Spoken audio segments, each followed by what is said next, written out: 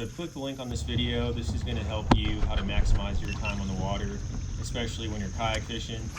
With kayak fishing, you're not able to cover as much water as a boat, but you're still able to make a day out of it. This is just a normal day for me, out fishing for fun. It's not a tournament. I'm not using the confidence baits that I have the most faith in. I'd like to start, for this video, I'm doing a swim jig from 6 cents. Came in one of the subscription boxes that I'm subscribed to. I normally wouldn't throw this, especially early in the morning. I don't really have a whole lot of confidence in it, but I think as an angler, to help improve, it's important to try and test out new things and new techniques.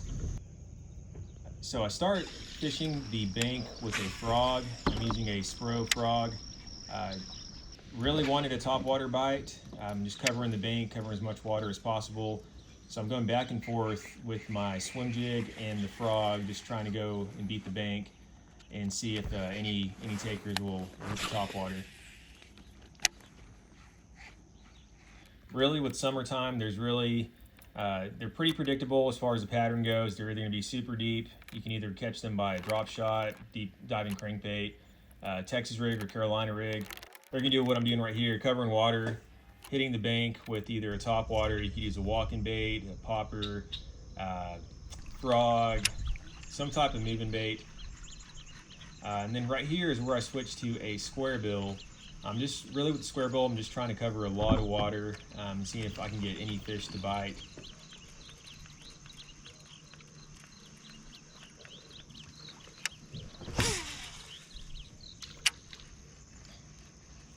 Usually early morning, I have some luck with a square bill as that sun's coming up. After about 30 minutes or so, not getting a single bite, I decide to switch to shaky head. This is one of the other baits I don't use a whole lot. I used to use it quite often when I first started fishing, but I'm starting to get back to it, trying to catch more fish on it. So I'm fishing a little bit deeper here, hitting some stumps, deeper water, seeing where the fish are at. Because really summertime, like I said, they can either be really deep or really shallow up in some grass. And so I'm trying to maximize my time by not spending too much time in one area. But being on a kayak, you really do want to pick apart those really high areas that you might think the fish might be holding up at. So I continue to go into the main lake this time. I was fishing 2 coves before. Fishing a topwater frog still not giving up on it yet. I just kind of have that feeling that maybe I was in the wrong spot. Maybe over here the fish might bite better.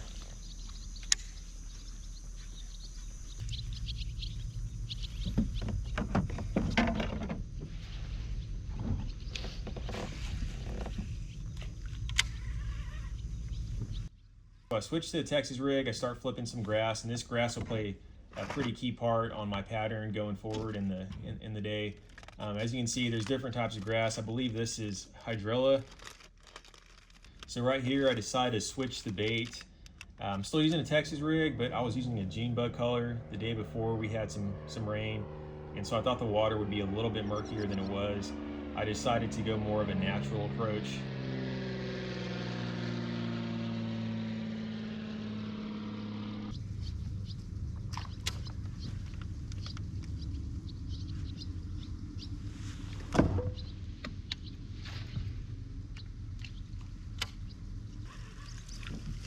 I'm seeing fish kind of blow up to the left of me, so I make a cast out here to the left. And this is where we're going to be. I get my first bite.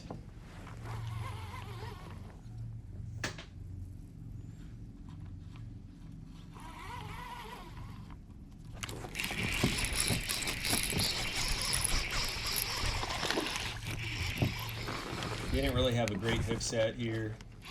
Still managed to get him pretty close to the boat until this happens and he breaks off.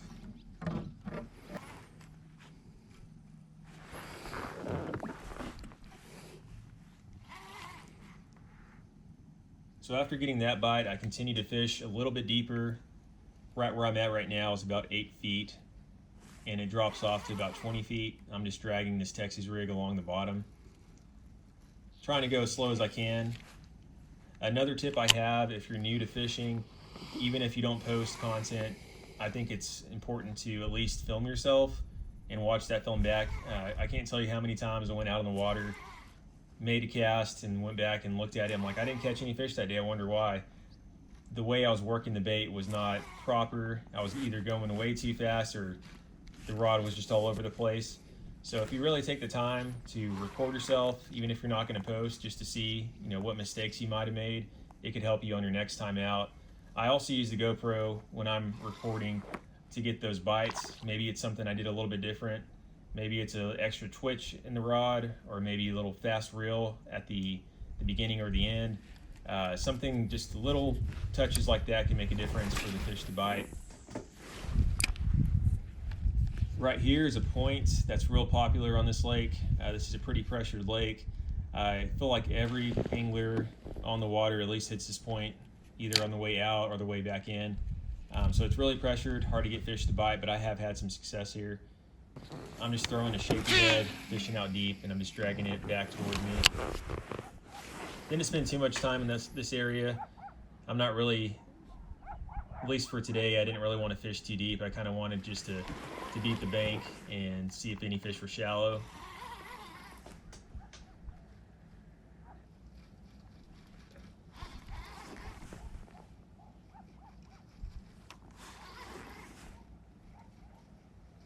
I decided to make another move. I moved to the other side of the lake and I found some grass and a few docks over here, so I decided to throw a square bill again, just trying to cover as much water as possible.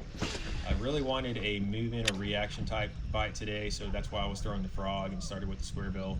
If it was a tournament, I probably would have had that Texas rig glued in my hand just because I had one fish on it and I know it's one of my confidence baits. But I like trying new things, so like everything here, from the square bill, the frog, to the shaky head, they're all different types of lures that I usually don't use. I'll throw the frog around quite often, but this particular bait I wasn't really throwing. I've never thrown before the Spro frog, but I've heard a lot of good things about it, so I wanted to just try new things. There's lots of vegetation in the water. Nothing was really working on top water. I continued to throw that same frog. I probably could have switched it up a little bit, maybe threw a different color, maybe got them to bite, but I'm pretty stubborn when it comes to one bait. Once I'm kind of stuck on it, I continue to throw it for whatever reason. So this goes on for about 20-30 minutes in this little spot, just covering water around the bank, seeing if I can get any fish to bite. Nothing did, so make another move. Having some GoPro issues. The camera's already overheating and it's barely, not even 10 o'clock. So I continue to fish the frog. I decided to make a move really shallow. I found all these cattails and grass sticking out of the water, so fishing in about maybe a half a foot to 3 feet of water here, just throwing the frog, seeing if I can get any takers.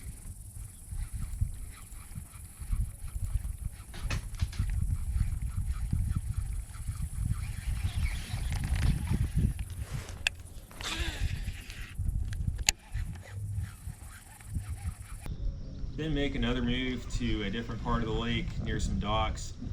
Between the docks there is a lot of grass, so I decided to just flip the grass and see if I could get anything to bite.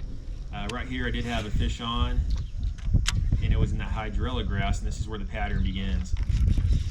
So as I flip in the grass, it gets me tangled up. This one I actually did end up losing. It got me wrapped up pretty good and then just ended up coming off the hook. For the baits I like to use for Texas rig, I really prefer the craws more than the worms, but both will work. Real big Berkeley and Strike King fan. I feel those two baits for plastics work really well. Right here I make another cast and catch the biggest bass of the day, right behind that hydrilla.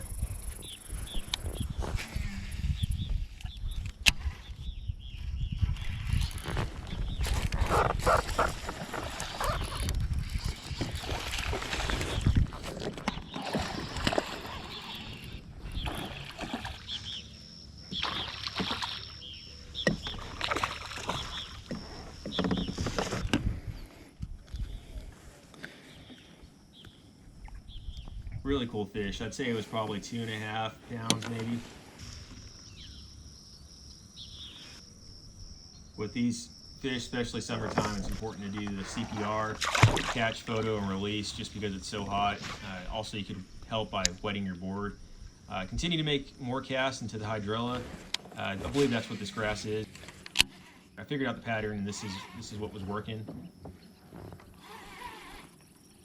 This was a really cool eat. I watched this fish come up and eat it. I saw plenty of bait in this water, so I knew the fish were here, and right here is where he takes it and takes off with it.